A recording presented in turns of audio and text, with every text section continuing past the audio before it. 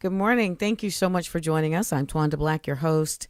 And I have written an article about women being kingmakers. And I have someone here who can kind of verify that. Author Anthony Wilson has written a book called The Eve Effect: Secrets to Getting Your Desired Results from Him. Good morning to you. Good morning. You're also a pastor.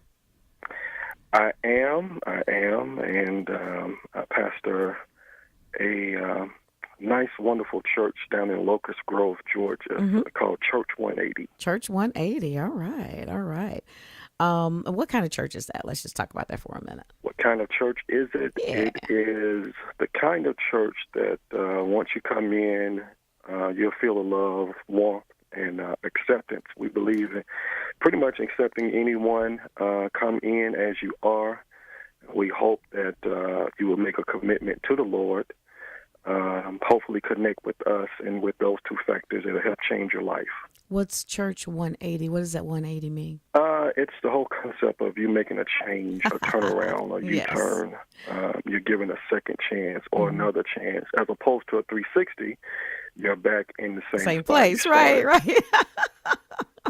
Exactly. That's perfect. That's perfect. So let's talk about the Eve effects. First of all, why did you write the book? I just had this conversation with someone else recently, and basically, as a pastor and a big brother to a lot of women, I was giving so much advice anyway. I would get phone calls, inboxes, emails about various issues in relationships, and so one morning, about 3 o'clock in the morning, the Lord woke me up and gave me the title. And once I got the title, I kind of looked at the whole story behind Adam and Eve and kind of did some more research on top of what I already knew. And the whole concept came from there. But basically, just, being who I am in terms of my status as a pastor, I was always sought out for advice. And so it just kind of snowballed into what we have now. Especially in relationships, because, everybody wants love. Everybody wants the right relationship. We want to do the right things. We want to know what he's thinking. We want to know what she's thinking. It's kind of funny as I was reading the first chapter of the book, and which is Size Does Matter. Okay, get your mind out the gutter. Get your mind out the gutter. How you handle it could mean everything. Love the titles. And, you talked about the male ego, and you're talking about that size, the size of the man's. And it's so true. When I read that, I was like, oh my God, he is so on. It was just so on. We do have to be so very careful of how we handle our man and his ego. Yeah, absolutely. This is a part that a lot of brothers will not just open up and tell you this is what it is. As a matter of fact, some of them probably can't properly identify what it is and why it is that they do what they do. But scientifically speaking, it's just it's the ego. And I did a lot of research on that first chapter and found out some interesting things. And because I couldn't put it all in there, I was able to condense it into the form of what you see now, and it checked me as myself as a man, and I really could resonate with the whole issue of our egos being the primary factor why we make certain decisions. And in my research, it brought me to the whole understanding that yes, the first person that gives boost to our ego is our mothers, because she is the first woman in our lives. And when you was looking at the first chapter, I was talking about how in the eyes of most mothers, her son can do no wrong. And she will boost him, and she will say, go boy, you're the man. And we as young boys, we try to do everything we can to make our mothers proud. That's right. And it even extends further into in our adulthood. adult life. So. My son, I have a 24-year-old and a 26-year-old, and I always tell them how proud I am of them, and they always say they want to make me proud. Correct. That's it. Yeah. That's Yeah. it. But let me ask you this.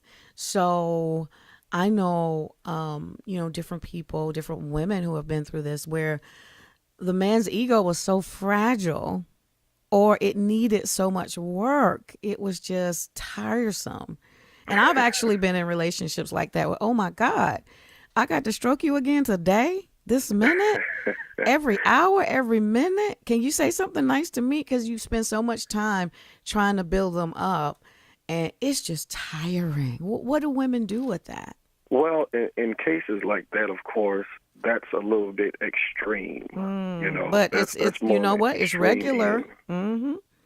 So my thing was to let women know this is some things that you're going to have to really look at us. But you really hit the nail on the head. Our egos are big, Mm-hmm. but the irony of it all is that they're fragile, very At the delicate, same time. Mm-hmm. and it doesn't take much for it to break. And so I guess the same idea is with some certain women. They may have the type of feelings or the type of emotions that can be easily broken. Mm-hmm. So if that's the case, it's no different with the men. It's just that we won't verbalize it or we won't express it like women do. And it's a tricky thing in relationships because we as men, of course, don't want to seem vulnerable at any moment.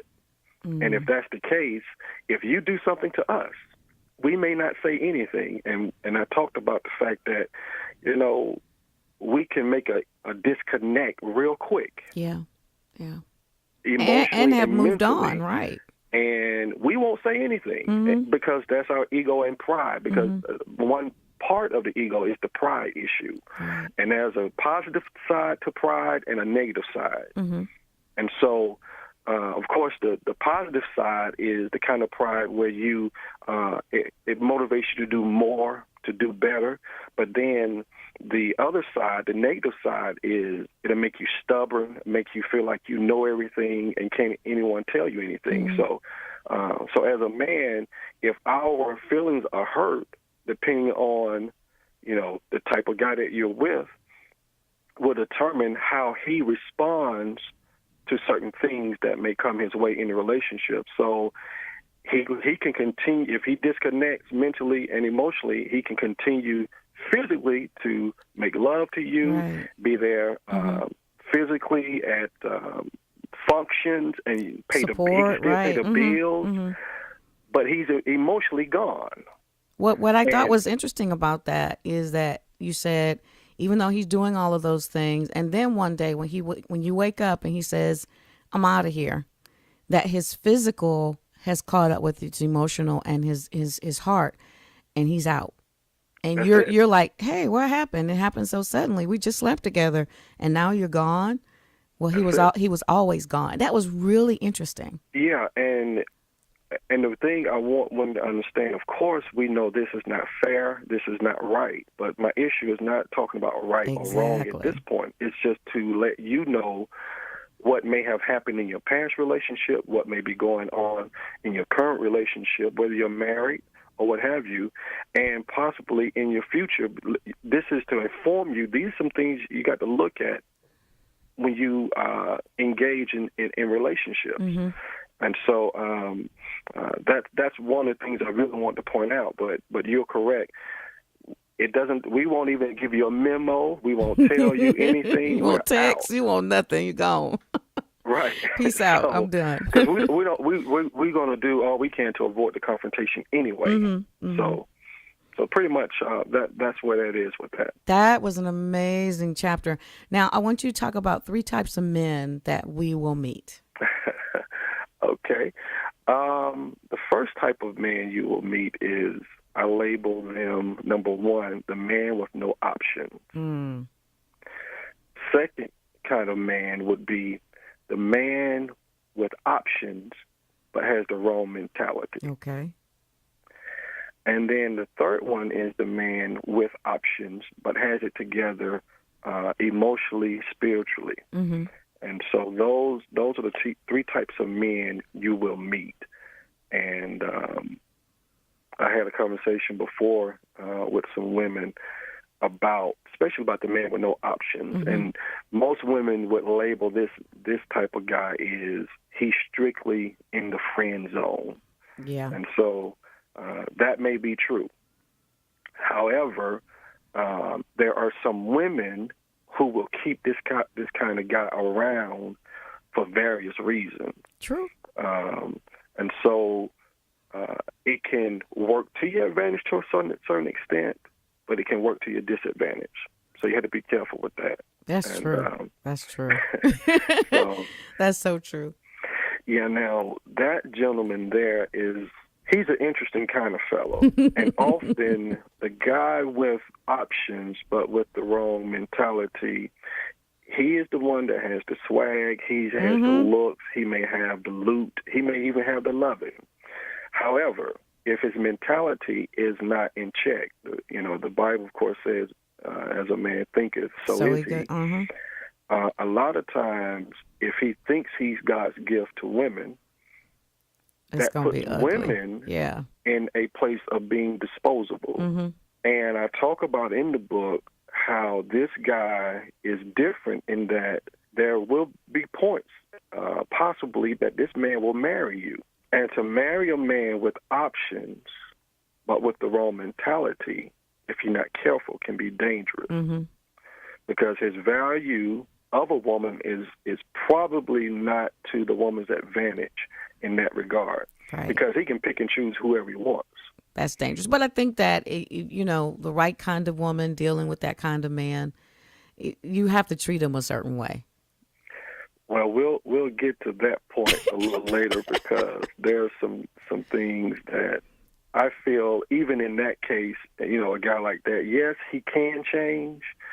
So let me just go and tell you, this is Anthony Wilson's belief. Okay. And I know I'm going to get in trouble with the brothers, but it's the truth. And so let me balance it out, and let me be politically correct with this. Okay. I'm going to use a word that is kind of synonymous to another word that women don't really like to hear, but is necessary. So for women, it's the word submit. So as women, really, some women don't like to hear the word submit. I don't want to submit this thing, this, that, and the other. But for the men, I feel like Eve or Twanda, anyone for that matter, has to have the patience to want to train a man. It's so true. You have to train him to treat you the way you want to be treated. That's right. You teach people the way you want to be treated. Yeah. So if you're engaged in a relationship with a man who has options but the wrong mentality, depending on how that relationship is going, you would have to train him to treat you the way you want to be treated. That's right. It's just that his mentality is different. I talk about the kind of man that has the options but the wrong mentality. He will marry you doing what I call halftime. And if you understand the whole purpose of a halftime in any sporting event, it's to rest, rejuvenate, regroup. That's right. Regroup. But it's halftime, which means you're going to get back into the game. Right. The game starts back up at another point. It starts back up.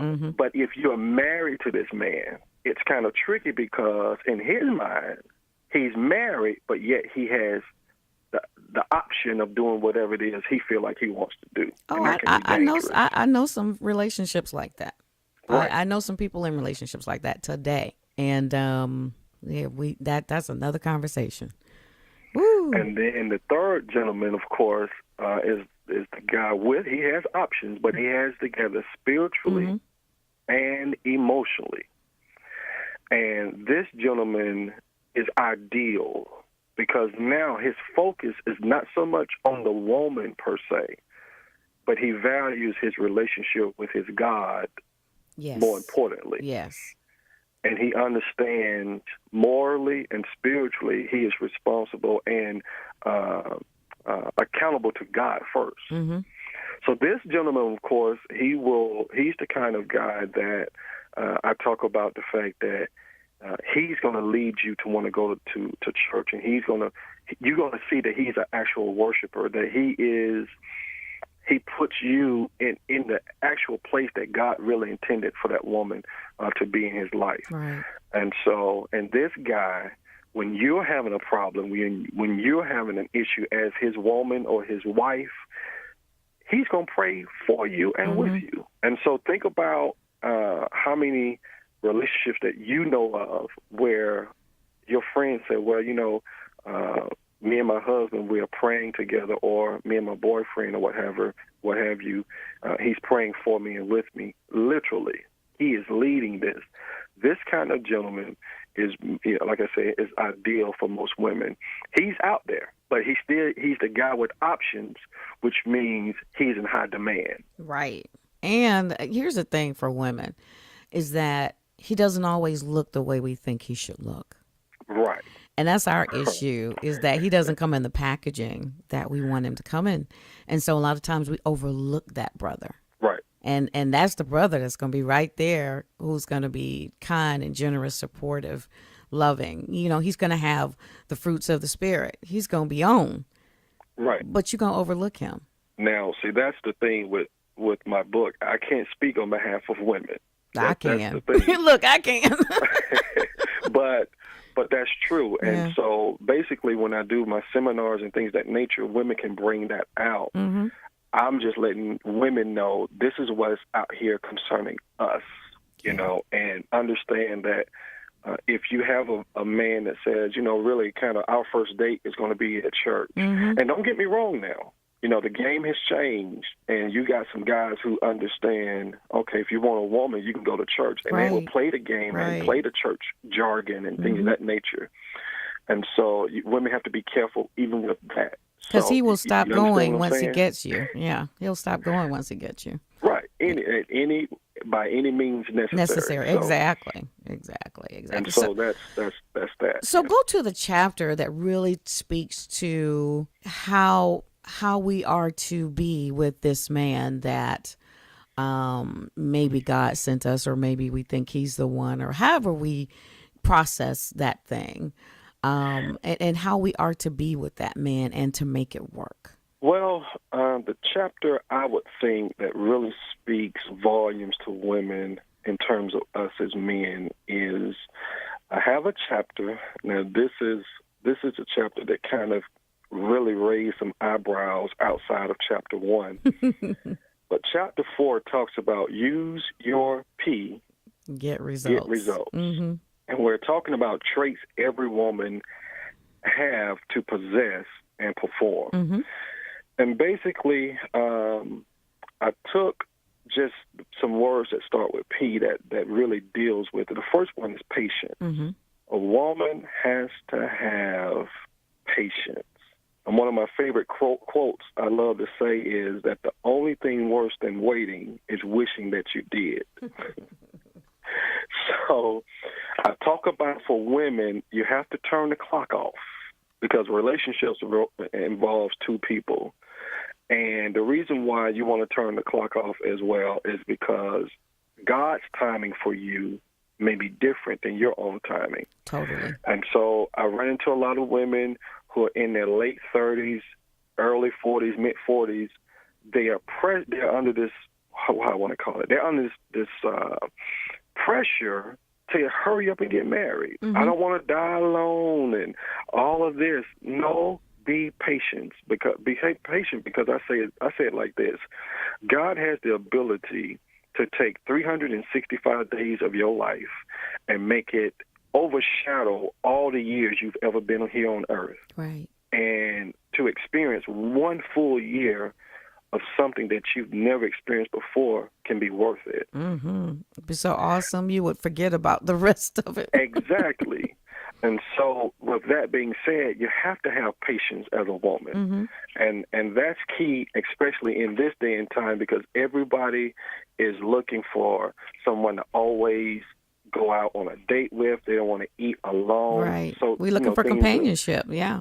Mm-hmm. Right. Mm-hmm. And understand that either God is continually preparing you for what you need, or he's preparing what you need for you. Exactly. And at the same time, so don't worry about it. It's happening. And then another P I talk about is provide, being a provider per se. And that goes back to what I was saying earlier, is that women must be able to have the patience to train her mate, her man, to treat her the way she wants to be treated. And the reason being because most men will come into relationships doing to you what he was doing in his last That's relationship. right, with that old crap. Mm-hmm. So you have to train him. It's like a new job.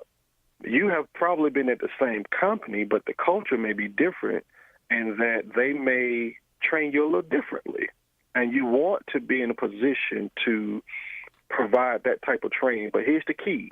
I hear all the time, I don't have time to train grown men. I don't have time to do all of this and all of that. And my response is this: that is fine.